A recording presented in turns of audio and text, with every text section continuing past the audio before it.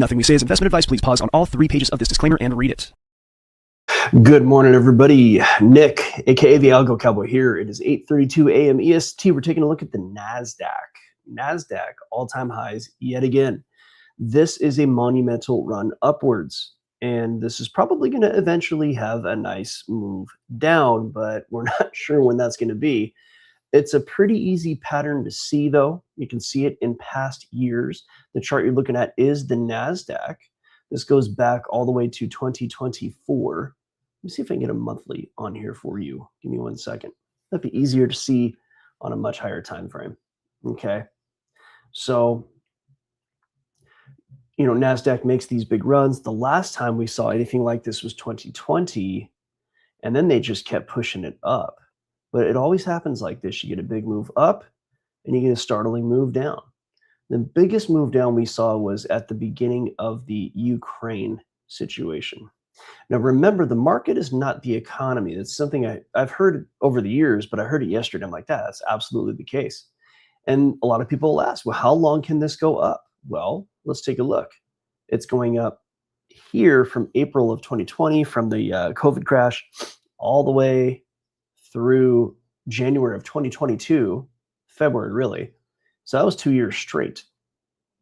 Now, the 2 bars that we see in the last couple months and a lot of this year, let's see here. We got January was a little bit of a missing March, February. The last 2 months are very strong bars up, very strong, bars. And of course, this month just started. And I mean, this could really go up for quite a while, right? I would take a look towards Q4 for a possible move down. Might be before or right after the election. That's the most likely place that I would look for a move to the downside. Just going to lay that out there for you. Just say it very clearly. I might be wrong, but that's when I look for it. And until then, now there could be a little pullback here and there. It might go sideways. It might go up. I mean, if I were to do a trajectory on this, right now, this is the trajectory, right? So you're looking at like 40,000 by around November if it continues on this trajectory. But, it could do a lot of things. It could go up and calm down. I mean, it could do a million things. So I would not expect it to go down right now. We have a few things happening. We have a SpaceX IPO, whenever that's going to be. We have a lot of reasons for the tech sector to continue up. And it might not even be like reasons that make any sense in the real world. It might not be real money going into these things. It might just be a bunch of debt for things that have not been built, people speculating on microchips that don't exist. Be that as it may, that's the market. The market is speculation by definition, at least in part. So where this is going to go from here in this sense, of course, impossible to know. Now, what I can do, though, is on a lower time frame, give us some upside targets, right? Now, this is on the weekly chart, and this is useful in showing us targets, right? So I'm going to do a Fibonacci extension, and this is going to tell us where price may go in the near term. And that target is 32,300 and let's say 32,675 is the number, right? I would probably not wait for price to get up there before I exit it out. And at this trajectory, it's probably going to happen in 2 to 3 weeks. Of course, there could be a pullback, Iran, this, who knows, right? There could be a million reasons why this doesn't go all the way there, but it has gone up for 1, 2, 3, 4, 5, 6, 7, 8, 9, 10 straight weeks. Yeah, at some point, it's probably going to want to go down. And after 13 weeks, that fits for certain technical reasons, right? But straight with like one single pullback during that several weeks is pretty impressive. And whether it's real, whether it's fake, whether it's dead, doesn't matter. It's just what the market is. Good morning, SG-CS4NN. Let us know if there's a chart you want to take a look at. Okay. So, but that's the target, right? Now, if we get like a short-term pullback, a decent place for that to go would be somewhere in here during this quick pullback that we saw. I'll zoom in a little bit here. And that pullback was in early May. We had a 1 week pullback where price kind of went sideways and then it just continued up, right? So we might, if there is a pullback of some kind, like let's just say here, then it probably would do something like that. And it might extend this out a few weeks. In the meantime, people, I mean, there's a lot of different talk in the news. People like retail might be kind of tapped out. I don't know, when people FOMO, they seem to find more money to put into the market. Of course, your 401ks continue to put money in the market no matter what. So at this point, though, on a big move up, the only thing I would do is scalp on the way up. I would not be, I personally, now you got to do what you're going to do, not investment advice. I personally would not be piling a bunch of money into the NASDAQ right now. Of course, if you do so, you could win. And if you don't do so, you can miss out on wins. I'm not saying don't do it. I'm just saying I would rather scalp on the way up, pull small profits out. And what might that look like? Let's zoom in a little bit. Now, if you look close, you can see that there are pullbacks. So far, right now, we're having a little bit of a pullback, right? Okay, so might this get a little bit tired? Maybe. Might it just kind of level off and pull back down? That's quite possible. You know, there's a lot of places this could go in here. It's very tough to predict how this might go, but I might look, if I were doing like a swing trade, I might look for something like that. I might look to go into this area and then go long after that. Can I look at PCOR? Yeah, we'll take a look at that today. No problem. PCOR. So I'll zoom in a little bit more. And let me just take a look at all the data at this point. Yeah, definitely just bullish on all counts. So breakout level. Gotcha, SG. No problem. So we got a little bit of a pullback in the NQ. Yeah, no worries. I got you, man. At this point with the NASDAQ, what I'd be looking for is a pullback to some support. Now, this is the 30-minute chart. So I'm actually going to look at the 3-hour. It's a little cleaner. And you'll see that there is a decent little, range right here. And then price broke out, touched the bottom. So it's probably going to want to continue up, right? But we also have a little mini range, right? So we're in a bullish scenario, which is very, very clear at this point.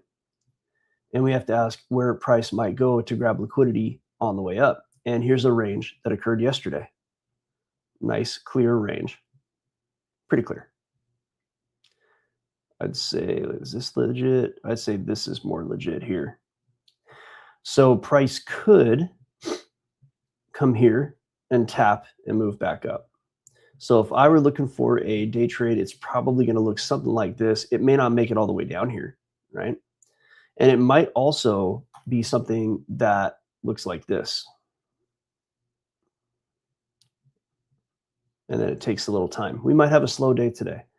We're going to take a look at PCOR before we get out of here, but I want to take a brief look to see what's going on today in the news. Today is Wednesday. Governor Ueda was supposed to speak at 1:30 a.m. Let's refresh this screen. I wonder if he spoke. Hard to pinpoint exact level of natural rate. Okay, so Governor Ueda didn't really give us any clues in his speech. So we did see the Japanese yen get knocked down. I told everybody it was going to get knocked down at 160, and it did. We had our non-farm employment data come out, and it was unremarkable. Okay, so at 10 a.m. EST, we have ISM services PMI. So the market might kind of be quiet until then. We'll see how that goes. That's all the news for today. So back to the charts. And okay, so this is what I'm looking at for today. We'll see how that goes. That's enough on the NASDAQ. Let's take a look at PCOR. And we're looking at a breakout level. P-Core Technologies. Moving along with the NASDAQ, as expected. Zoom out a bit. I'll go to the daily. Okay. So PCOR has been a lot of ranging price action. more or less. Not the cleanest range, but they never are. Rarely are they very clean. I'd say that's probably the best definition right here. And then it looks like you have a kind of a sub-range that got built within that in recent weeks or days. Attempted breakout. Okay, so now this is the daily chart. This is, going back to like February. So it's just been ranging all year long. Okay, so let me take a look at the stack here.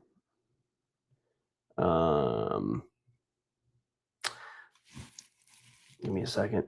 Yeah, it's in actually a bit of a bearish regime high time frame. So you're in obviously a very ranging time.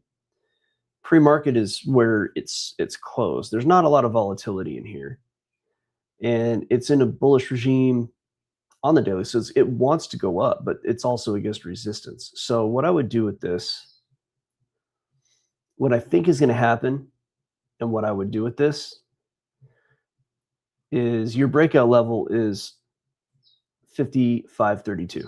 Okay, and I think it's going to want to go up towards that, but I think it's not. It's going to want to take its time, and it may actually fail. The little breakout might fail. So the way I would handle this is you have a historical, what's this? Okay, this is the old range bottom. So it's kind of the old range bottom. I will ignore that for now. It's so big and so old. It's important to look, this line here, the old range bottom, it does have some reactions here. You have, where's my arrow?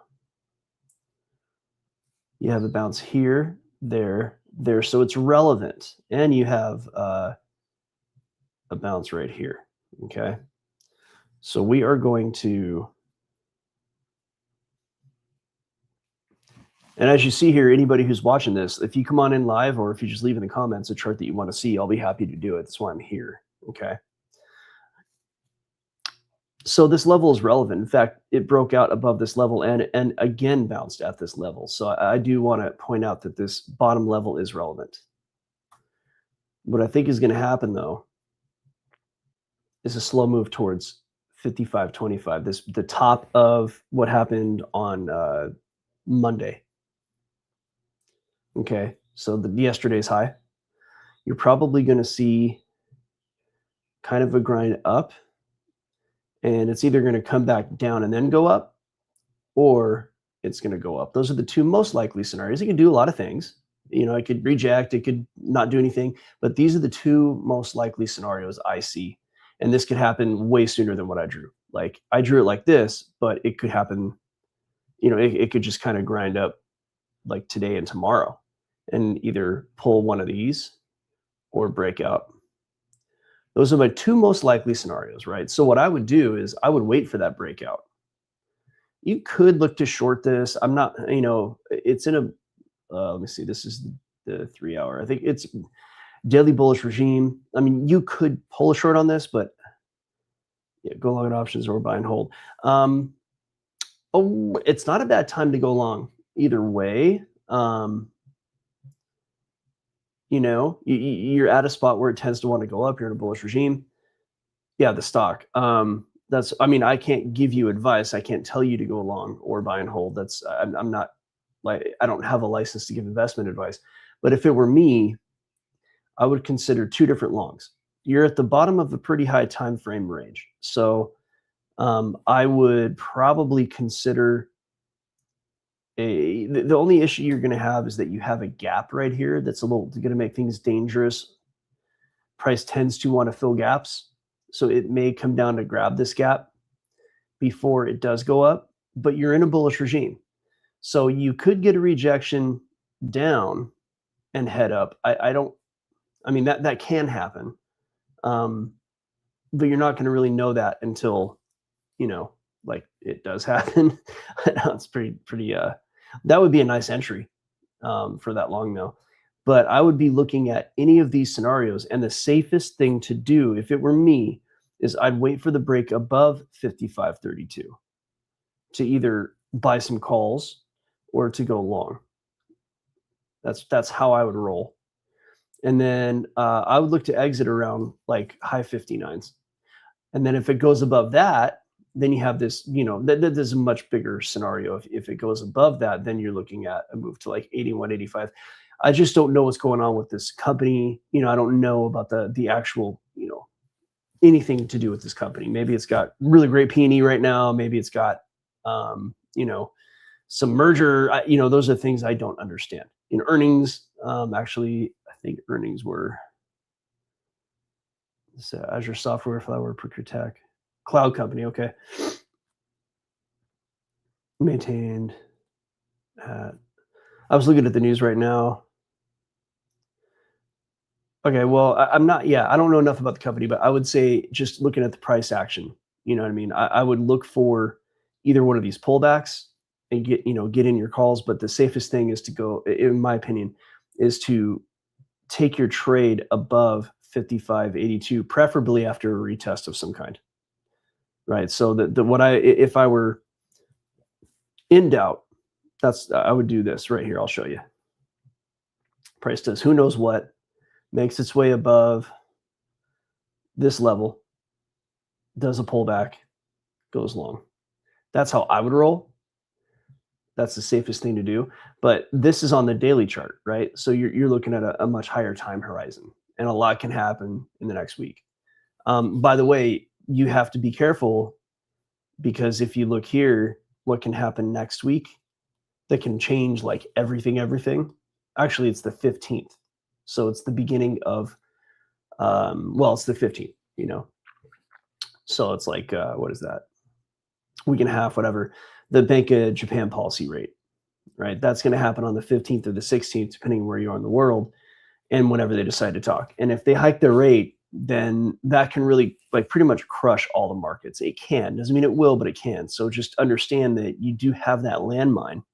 So if you are going to do any trading at all, if you're going to go long at all for any reason, just understand that you may want to protect that position come Monday morning or even Friday afternoon, the whatever that is, the 12th. All right. So that's just the caveat there. Last thing I'll say before we go over to the private live lab is check out our Bitcoin trade. I wasn't watching it last night. I could have exited all the way down here. It made its way all the way down here, but I think it's going to continue down. But in this case, stop is at entry. And there are two trades here, by the way. There's this trade, which went all the way down to like pretty much a 5-to-1, right? So putting in $1,000 to pull out 5,000. And then you have this lot wider trade, right? Which is well in a profit. It's about a 1-to-1 right now. And it was almost at its 1.75-to-1 profit. So that was a winner that I took literally on this show yesterday on YouTube for everybody to see. You can go to the YouTube channel and take a look at the history to see that we did that live. So yeah, SG, hit me up in the background if you have questions, leave a comment, or you could just email me, algofactorytech@gmail.com, if you have any other questions. And, just come on. Come on to the show if you have like questions and stuff. I'm happy to answer it. It's kind of what we do. So thank you all for watching. A little bit longer of a live lab than usual, but that's what happens. If you come on in and you want to take a look at some chart that you want to see, or if you want to learn how to do what we're doing, just come on in. Check us out. Thanks for watching. We do have a free algorithm.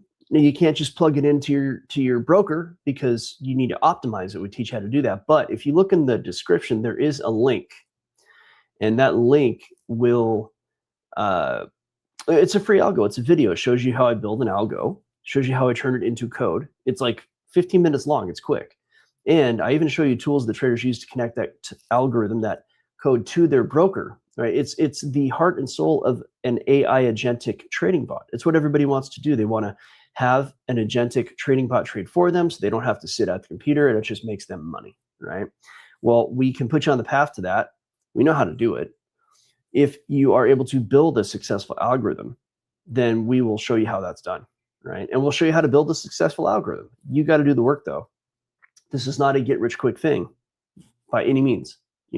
Anything worthwhile is not going to be easy. If you could just go on a Grok or whatever, Chat GPT, and say, make me a trading algo and trade and make me rich, like there's just be rich people everywhere. And it doesn't work like that. You know, I have yet to meet anybody who's done that. I have a lot of people who tell me, I'm just going to go do that. And I never hear from them again. Like, I know them. I hear from them about other things, but they don't talk to me about trading. And then when they do talk to me about trading, it's like, hey, I'm going to join Algo Factory. Like, okay, we'll see you then. So, you know, we're just, it's not a genie. Less like rubbing the lamp. You know, you're just going to rub the lamp and make me rich. It doesn't work that way. You have to learn how to do this, right? So come on into Algo Factory. We'll shave several years off the process, right? We're really cheap. It's like $100 a month. Thanks for watching, everybody. Never forget. Join us or die. Just kidding. You're not going to die. We love you.